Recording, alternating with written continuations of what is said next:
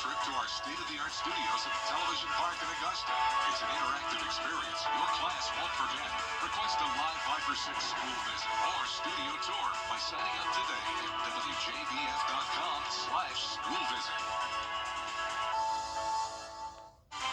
A local company stepping up to provide much-needed medical supplies, plus the forecast from Jenna. Damp December days for us with some heavy rain at times, thunderstorms, and gusty winds. I'll have more details coming up at 11. It's Team Georgia versus Team South Carolina as the best of the best battle for the paddle. Border Bowl is back Saturday, January 11th at Scott Thurman High School. Get tickets now at WJBF.com/Border Bowl. 5 for 6 weather coverage you can count on. We have some damp December days with on and off rain once again tomorrow, some heavier downpours and thunderstorms by the afternoon, then gusty winds on Wednesday as a cold front's rushing through, and that'll bring a big drop in temperatures. I'll have more details coming up. Right now on News Channel 6 at tonight, the Columbia County Sheriff's Office says a missing man has been found. 69-year-old Clarence Williams hadn't been seen or heard from since this morning. Last seen driving a white Ford Explorer 2017. But according to a post on the Columbia County Facebook page tonight, Williams has been found and is safe. Good news there. And this just in, the Richmond County Sheriff's Office responded to a deadly accident on Murphy Road at Milledgeville Road. A person hit and killed while riding a bicycle, and the person who hit them drove away.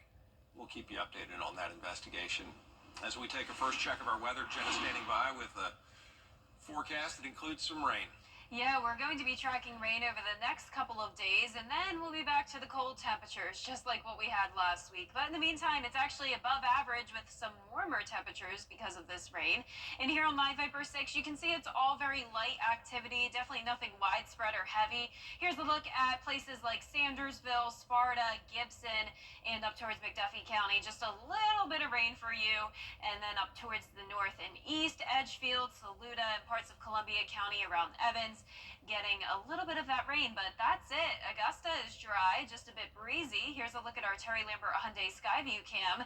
Today, Augusta Bushfield really didn't pick up on too much rain. Low was 47, putting us around 10 degrees above average, and our high today climbed all the way into the mid-60s. Right now, we're still seeing 60 degrees, believe it or not. So once the sun went down, we really didn't see those temperatures go down, and they're not going to be dropping too much more than this.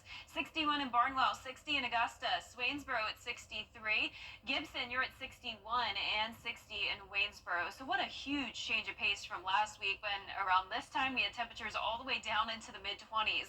Winds are coming in from the south around 3 to 12 miles per hour up in Saluda with the rain.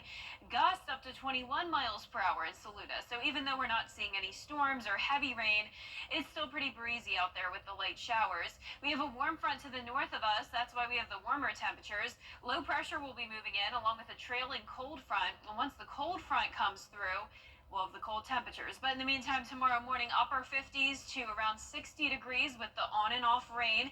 Then as we look ahead here, high chances for Tuesday and Wednesday. Back to sunshine on Thursday, and that's when we'll see temperatures fall below freezing. Coming up, I'll have a look at your futurecast and rain totals and everything you can expect over the next few days. But back to you, Brad. Jenna, thanks. A local nonprofit is closing its doors, but supplies will still be available to families in need thanks to a local medical company. Interim Healthcare of Augusta helps families and children with significant health conditions and disabilities. And now they'll have the chance to pick up where Dana's recovery room left off, supplying medical resources and equipment for all kinds of needs. Was so significant because they think that we're amazing because we can get them something that they've been looking for, something they couldn't afford to order off Amazon, things like that. Things like bedside commodes and bed rails. We're able to kind of help them in the crisis that they're in at the moment, or be able to help them with preventing falls and, acclimating their home environment with items that they're needing. And it's just been a great resource. Dana's recovery room used to be located at Emmanuel Baptist Church in North Augusta, but now it's going to be at the Interim Healthcare office on Broad Street. In Columbia County tomorrow, the library board will talk about controversial book rules. The Greater Clarksville Regional Library Board will vote on new guidelines that address where to shelve books that have topics ranging from sexuality to profanity to violence. The meeting comes as Georgia's state librarian wrote a letter stating the guidelines did not comply with state law. To have a follow-up call with her. She just advised that we work with the regional board to take a vote on that particular issue. So that's the path that we are going down. Going forward, we feel certain that the guidelines that we have in place will work now that the appropriate policies and procedures are in place. Tomorrow's meeting is at the Columbia County Library. It starts at 11 a.m. As the countdown to Christmas continues, some in a local subdivision are on a different clock. Neighbors frustrated with the HOA about a deadline to replace trees lost in Hurricane Helene.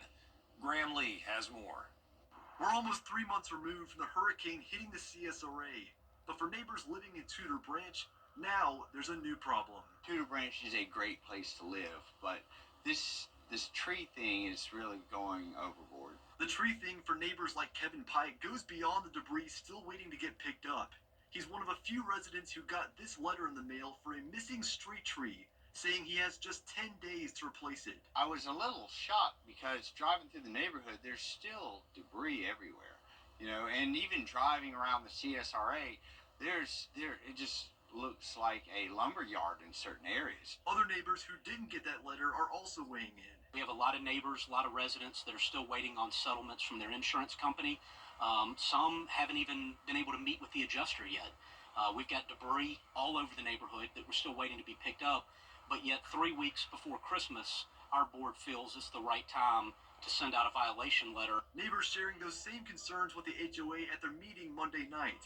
The charter requires homeowners to have a street tree in their yard, even if it was lost or destroyed by Helene. Board members say they will be flexible, but they say the 10-day notice was sent out to start the conversation. It's a lengthy process just to get to that stage before we even start talking about when a time period is. That's why we're wanting to start the discussion. That was the intent of the letter as the email put out and sent on the community newsletter. It's just hard to think that this was the best time right here at Christmas to send out these kind of letters when we're all having to deal with expense that really it absolutely wasn't budgeted. Neighbors also requested for the board to consider making the tree requirement optional, which would need 67% of the neighborhood to get on board. While no action was taken, that conversation has also just begun. In Grovetown, Graham Lee, WJBF, News Channel 6. Still ahead on News Channel 6, the annual toy drive is underway. We're so pleased to sponsor that and encourage you to donate. All the information you'll need after the forecast. Near 60 degrees for us tonight with some rain again tomorrow morning, then some heavier rain and thunderstorms tomorrow evening, gusty winds on Wednesday, then the cool down Thursday. I'll have your full forecast when we return. Are you ready to rock back and forth? I'm Jenny Montgomery. Join me next time for a sneak peek at the Augusta Players' upcoming show, Annie. The beloved musical is coming to the Imperial Theater December 13th through 15th. Get the details right here, Tuesday at 12:30 on Jenny. The live Viper 6 Skyview Network, sponsored by Terry Lambert Hyundai. Now, your most accurate forecast with WJBF Live Viper 6. Welcome back. We had some fun in the studio here on Friday. I had two very special guests, Paisley and Ava. These are some local CSRA homeschool students, and they got to come by along with their two wonderful moms. And not only did they watch the 7 o'clock show, but afterwards they got to try out the green screen, present the forecast, and of course play around with some augmented reality weather graphics, Christmas edition, which you can see here. So thank you so much to Paisley and Ava and Mom Tanya for setting up this tour with me. We had such a great time, and I hope to stay in touch and see you guys again sometime. Here on Live Viper 6 now, we definitely don't have a lot of rain, but we are seeing a little bit of green here and there. It's damp outside. It's definitely on the warmer side as well. Here's our Terry Lambert Hyundai Skyview cam outside the station. We're sitting at 60 degrees. Winds are calm in the metro, but as I mentioned at the top of the show, we are still seeing some occasional gusts up to around 20 miles per hour. Dew point of 59, visibility slightly poor at 3 miles because of the clouds and rain. We're all around 60 degrees, so very consistent temperatures.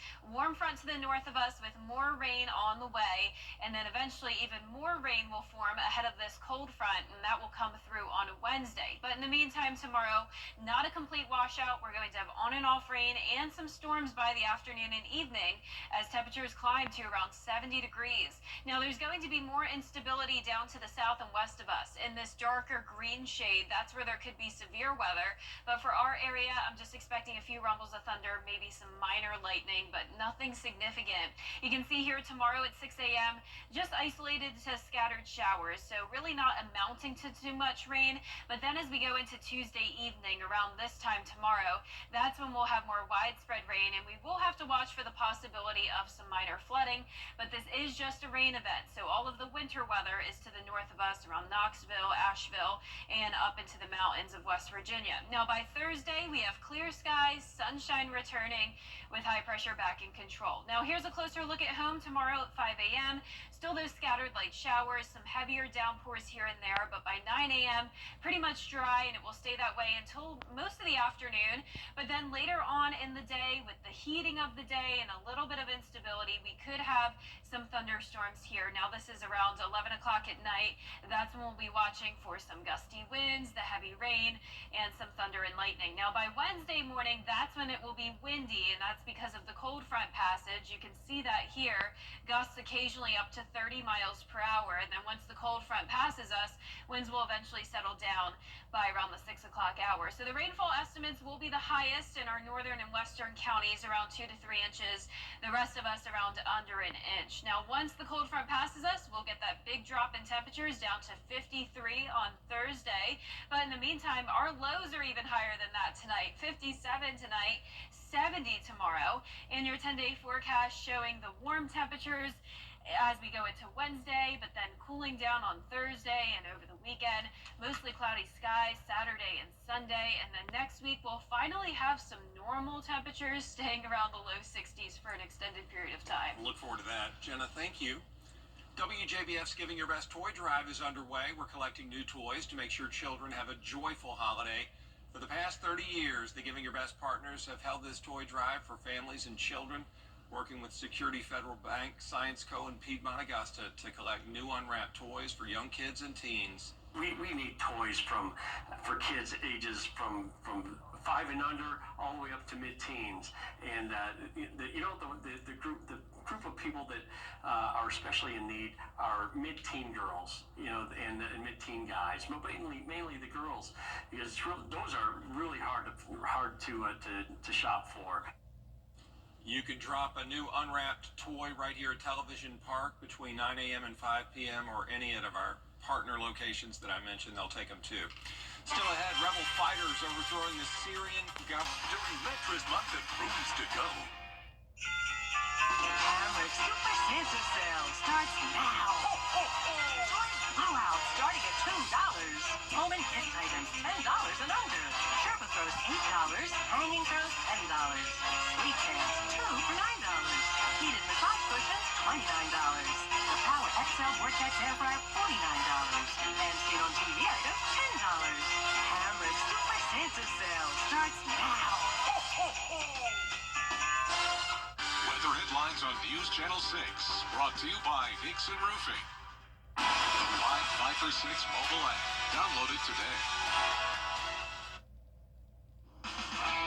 Now, WJBF sports coverage you can count on. The high school football season still lives on for the Burke County Bears, who are heading to Atlanta for the 2A state title game. The Bears knocked off a Rockmart 35-22 on the road, improving to a 13-1 record. And Burke County continues to be a force on the ground, finishing out the game with 278 rushing yards, their 5th consecutive game that they were able to do so. And their offense has averaged 43 points per game. Now they set their sights on finishing out the season with the state title. I think it's kind of special. Right now I really can't appreciate as much. I'm just excited for these guys to get there because of the fact that they're the authors of their own fate. their own history, and now they've got a chance to be, one of the teams in Burke County history to go play for a state championship. So I'm really excited for those guys. Hey, being a Burke County Bear, going to the Dome and taking those guys there as a head football coach, what a feeling. But right now, I haven't had time to think about it.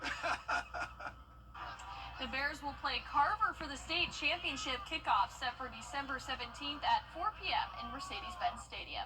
And Burke County, not the only team vying for a state championship. The Bardwell War Horses are playing this Thursday for the 2A state championship in South Carolina.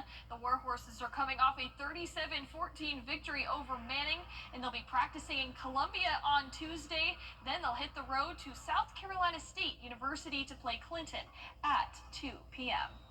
And the College Football Playoff Committee announced the 12-team playoffs. Georgia's SEC championship victory over Texas awarded them a first-round bye and the number 2 seed. The Dogs will await the winner of Notre Dame and Indiana in the 91st annual All-State Sugar Bowl. Georgia is coming off their 15th SEC conference title with a thrilling 22-19 overtime victory against Texas. Georgia Athletics released an update, though, on quarterback Carson Beck's injury, saying there's no current timetable on his return. They'll be making their 12th Sugar Bowl appearance and 28th consecutive bowl appearance, the longest active streak in the country. Kickoff set for New Year's Day, 8:45 p.m. on ESPN. And the Clemson Tigers earned the last spot in the CFP bracket thanks to their ACC championship victory against SMU. They'll travel to Austin, Texas for the first round, and it'll be the first time the two teams have ever played each other. It'll also be a homecoming game for quarterback Cade Klubnik. The Austin, Texas native played at Westlake High School, where he guided them to back-to-back state championships. Not to mention, he also squared off against now Texas quarterback Quinn Ewers in the 2026 A state title game, and they will meet again on the CFP national stage. That'll do it for sports. We'll be back. For too many children in our community, hunger isn't just a feeling, it's a daily reality. Before Hurricane Helene hit, our area was already experiencing the highest level of food insecurity we've seen in 15 years. With 1 in 4 children in our community facing hunger, programs like our backpack program bring hope to families in need. Visit goldenharvest.org to donate now, because every child deserves a full plate, not an empty stomach. During mattress buying easy. To get the weather, you need to see the whole picture. That's why Live Fiber 6 gives you the Skyview network. Get a live view of traffic and weather from all over the CSRA. Available online 24 hours a day at WJBF.com and the free Live Fiber 6 mobile app. The WJBF Live Fiber 6 Skyview network. Powered by Terry Lambert Hyundai. Low prices, big selection, and committed to quality customer service. High rain chances Tuesday and Wednesday, 70 degrees tomorrow, but then back down to the low 50s Thursday and Friday, a mostly cloudy and mostly dry weekend. Temperatures will eventually go back into the low 60s next week with just stray showers in the forecast. Well, having a positive attitude, it seems, could add years to your life. Researchers say positive thinking promotes healthier habits, makes your stress lower, less inflammation. All that's linked to improving overall health. The key to maintaining a positive outlook as the years go by includes having a sense of purpose and control and having social support. So, when it rains the next couple of days, just have a positive outlook. I like it, Brad. Thanks for watching. We appreciate you staying up. Have a good night.